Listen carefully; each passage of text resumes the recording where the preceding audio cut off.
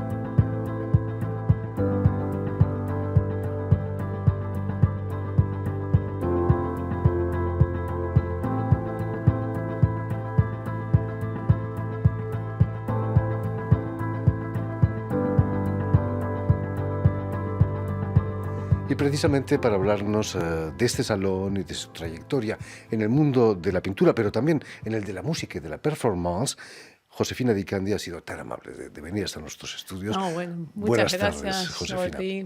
Y estoy muy encantada de estar en tu programa, el cual sigo. El placer es admiro. nuestro. Muchísimas gracias, Josefina. Gracias. Permíteme que explique antes que nada que has nacido en Buenos Aires, donde vas a realizar estudios en la Escuela Nacional de Bellas Artes y que eres además egresada de la Universidad de las Artes. Imagino que muy pronto el dibujo, la pintura, se volvieron algo más que una afición para ti. De niña pintabas, imagino. Sí, ¿no? Bueno, yo viví en Italia a los 2 y 3 años. Y recuerdo que cuando caminaba veía esas esculturas impresionantes, ¿no? Que miraban como una eternidad. Y a mí la forma, y imagínate que yo era una niña, ¿no? Chiquita, y ver esas formas monumentales, ya ahí me impactó. Jamás pude olvidar eso. Jamás pude olvidar las imágenes de arte.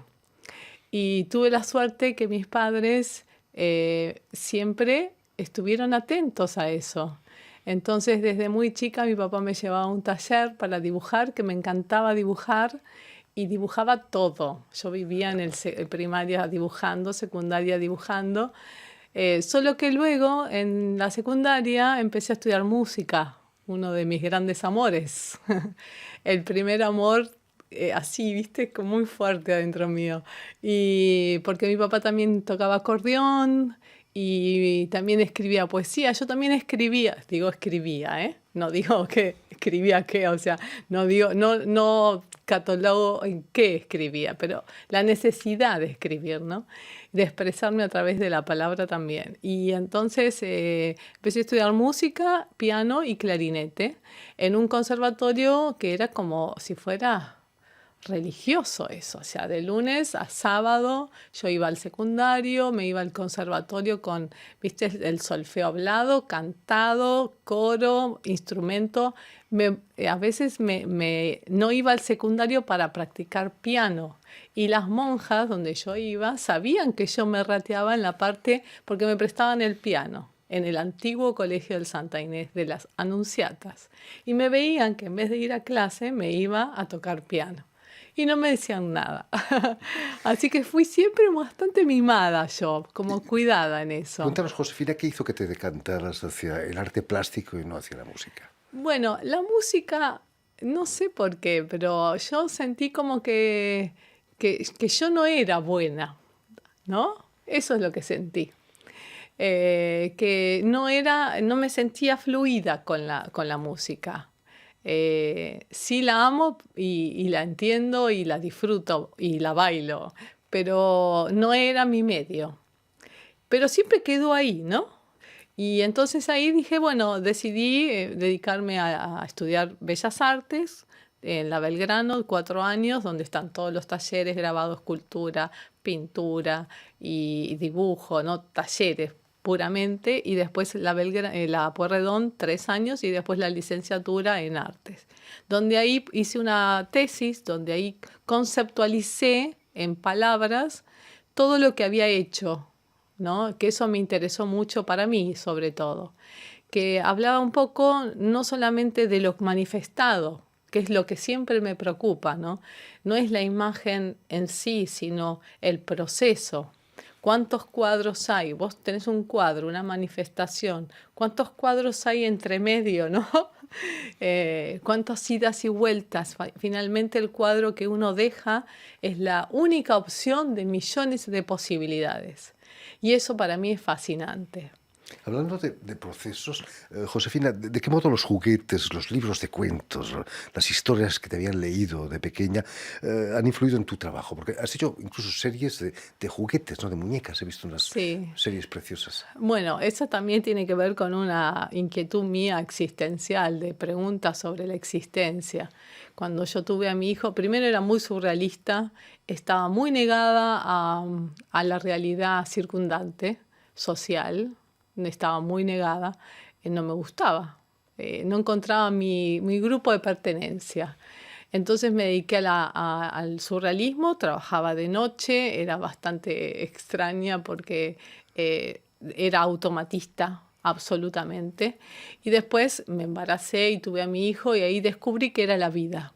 Él me dio la vida a mí, no yo a él me dio, ¿no? Y entonces ahí empecé a dibujar de la naturaleza, la luz, los colores, y cuando él jugaba arrojaba sus juguetes, ¿no? Y yo veía como algo, así estamos arrojados nosotros. Porque el niño ordena de una manera que es como la vida, o no es lineal. La madre va tal vez ordenando las cosas de un modo, ¿no? Prolijo, pero los chicos tienen ya ese esquema de conexión que va a tener como un código interno de cómo se va a relacionar. Es la relación con la madre y la relación de esos juguetes con una futura vida. ¿Dónde te vas a ubicar? ¿Sos el héroe? ¿Sos el que le pasó algo? ¿Tomás esta forma? ¿Tomás la otra? También tenía que ver con los juguetes donde ya el juguete lindo no era el bueno, y el juguete feo no era el malo. Entonces toda esa imaginería, esa iconografía me llamó mucho la atención. Y entonces empecé a jugar con esas extrañas formas de combinación que siempre son musicales, como si fuera un pentagrama.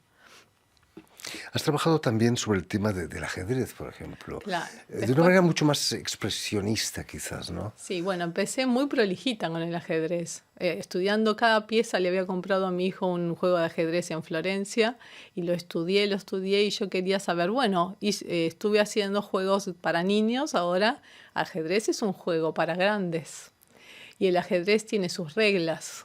No hay un paso que vos des que no vas a modificar el otro y otro que dé otro que no te modifique. Entonces se me ocurrió hacer toda una serie de ajedrez donde empezaba con mucho orden y después comenzaba a haber un caos. Y estando, mira, justamente estaba en Washington State y veo a un amigo de una amiga mía de allá y yo estaba en pleno proceso de mi idea de ajedrez y él tenía un librito acá de ajedrez, que jugaba ajedrez. Y lo miro y le digo, ¿y vos qué pieza serías? Y él me dice el alfil. Español era. Mexicano, perdón. Hablaba español, exacto. Y entonces cuando me dijo así, yo dije, me imaginé toda una instalación de maderas con gente, juego de ajedrez con personas. Hice todo un estudio muy detallado con carbonilla en blanco y negro, muy fino, muy delicado, en blanco y negro. Y después compré armé con guatambú, una madera hermosa, las preparé y puse personajes que estaban jugando el juego de la vida. Pero lo puse no al principio, tampoco al final, lo puse en el medio por las dudas, ¿no? Y después lo expuse en el Museo Quinquela Martín y lo uní con un hilo. Y ese hilo, claro, en algunas partes estaba medio que se iba a salir, o sea, que salías del juego en cualquier momento. Creo que el ajedrez tiene reglas, pero la vida tiene otras reglas, y esas reglas son absolutamente misteriosas. Difícil conocerlas, esas Difícil reglas. conocerlo. Lo cierto es que ese hilo representaba el hilo de la vida. Josefina, has participado en innumerables salones y galerías en el mundo entero. Aquí en París realizaste una residencia, ¿no? En la Cité Internacional Sí, des Arts. ¿Cómo fue sí. esa experiencia aquí en París? Ah, bueno, París es París es París. Para mí es el lugar en el mundo. Yo nunca sentí el lugar a donde pertenecía. A mí me encanta Buenos Aires y amo la Argentina, pero París a mí me dio una cosa increíble, ¿no? No se puede explicar. Cuando yo vine acá, hice una exposición previa en la Maison Argentina y después vine para una residencia porque me enamoré. Yo no me quería ir. Y entonces vine por 2 meses, me quedé 3 y estuve trabajando bastante y estuve en conexión con artistas impresionantes internacionales y a mí se me ocurrió hacer los Juegos Brownianos, que tiene que ver, es una performance y empecé a reclutar gente, cantantes, el músico Volco que ahora está en Buenos Aires, excelente músico, que está haciendo su presentación allá, Sebastián, le pedí que toque la primera parte, hay una segunda parte que eso trataba de los rastros que uno deja en la vida. Y entonces había hecho un plano y entonces la gente empezaba a caminar y uno deja un dibujo en esta tierra, deja un rastro. Pero llega un momento y les hice poner una máscara. Bueno, es una máscara como todos a veces podemos tener que tener para protegernos, pero después llega un momento en donde en realidad son todas cosas muy existenciales en realidad, ¿no? Que tienen que ver con algo más. ¿Dónde está el algo más, no? Más allá de lo que uno ve.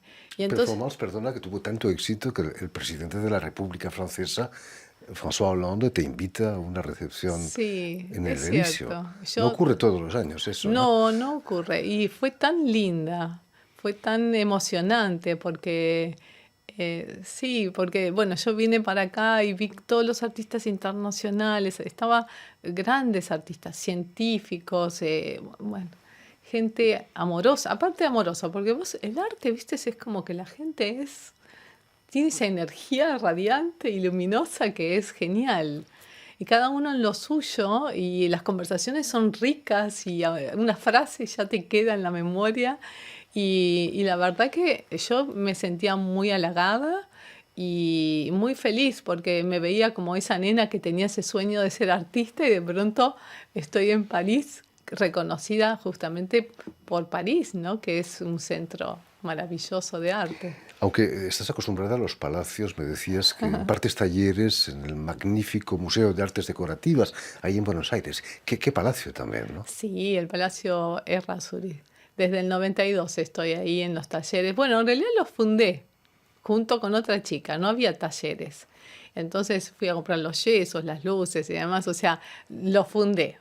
Justo caí yo y yo dije, bárbaro. Entonces fui una de las primeras docentes, sí. También estuve en la universidad. Bueno, ese es un lugar que yo amo. También es mi casa y la gente que trabaja ahí son geniales y Muy francesa maravillosos. influencia. Estuvo a punto de tener una chimenea de Rodin, ¿no? Que no Exactamente, acabó, sí. Ahí desgraciadamente. está el boceto. Está el boceto. Está Quizás el boceto. en otra vida Rodin vendrá para Sí, acabarlo. es posible, sí. Hablando de grandes capitales, Josefina, has pasado muy a menudo por la ciudad de Nueva York y tienes Sí. series de tu trabajo sobre Nueva York. Sí, bueno, New York también me gusta mucho. Yo iba mucho y el año pasado hice una muestra en New York, he hecho varias muestras allá, igual que acá.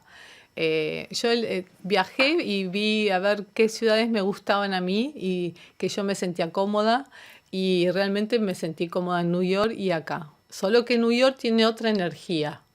Es una energía Más más, insolente, más quizás. insolente, muy buena palabra esa. En cambio acá es más poético. Ay, yo disfruto mucho porque es poético. Aún se conserva ese preguntar, decir, ¿y esto por qué lo hiciste? ¿Qué sentiste? ¿No? no es la palabra insolente no sé, algo que me suene mal, ¿no? A mí me gusta mucho la gente francesa y me llevo muy bien con la gente francesa. Así que, Volviendo precisamente al sí, Salón de Comparaciones en el Grand Palais, desde 1956, arte abstracto y realismo se enfrentan, a veces incluso violentamente. En aquella época, la abstracción, en los años 60, era casi un delito, ¿no? Han cambiado sí, las cosas. Tú misma tienes obra abstracta y también sí. obra impresionista, Sí. realista. Yo hice una serie muy figurativa, pero siempre el pensamiento es abstracto. Después empecé cuando estuve en la residencia, empecé a pintar no solamente las performances y la música experimental, sino que empecé a pintar. La pintura es más como para mí, el ámbito de taller, ¿no? Y eso tiene que ver también con algo que yo siempre hacía, que era pintar, irme, pintar, pero yo quería involucrarme totalmente.